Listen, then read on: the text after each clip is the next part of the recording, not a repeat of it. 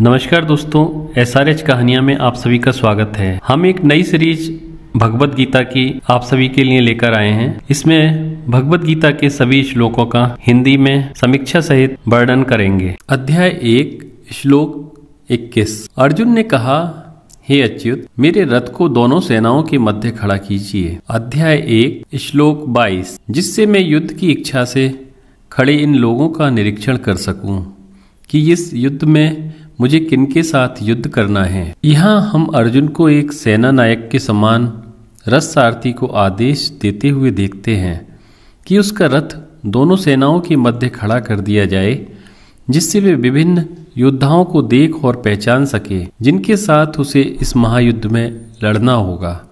इस प्रकार शत्रु सैन्य के निरीक्षण की इच्छा व्यक्त करते हुए वीर अर्जुन अपने साहस, शौर्य, तत्परता, दृढ़ निश्चय और अदम्य शक्ति का प्रदर्शन कर रहा है।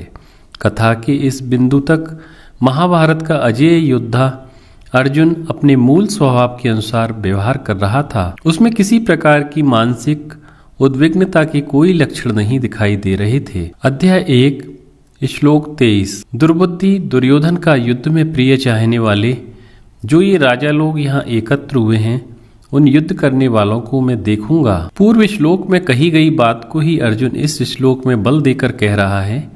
शत्रु सैन्य के निरीक्षण के कारण को भी वह स्पष्ट करता है। एक कर्मशील व्यक्ति होने के कारण वह कोई अनावश्यक संकट मोल नहीं लेना चाहता। इसलिए वह देखना चाहता है कि वे कौन से दुर्मति, सत्ता, मदोन्मत्त और प्रलोभन से प्रताड़ित लोग हैं जो कौरव सेनाओं में सम्मिलित होकर सर्वथा अन्यायी तानाशाह दुर्योधन का समर्थन कर रहे हैं। अध्याय 1 श्लोक 24। संजय ने कहा, हे भारत धृतराष्ट्र, अर्जुन के इस प्रकार कहने पर भगवान ऋषिकेश ने दोनों सेनाओं के मध्य उत्तम रथ को खड़ा करके अध्याय 1 श्लोक 25 भीष्म, द्रोण तथा पृथ्वी के समस्त शासकों के समक्ष उन्होंने कहा, हे पार्थ, यहाँ एकत्र हुए कौरवों को देखो। भगवान श्री कृष्ण ने उस भव्य रथ को भीष्म और द्रोण दोनों के सम्मुख एक स्थान पर लाकर खड़ा कर दिया।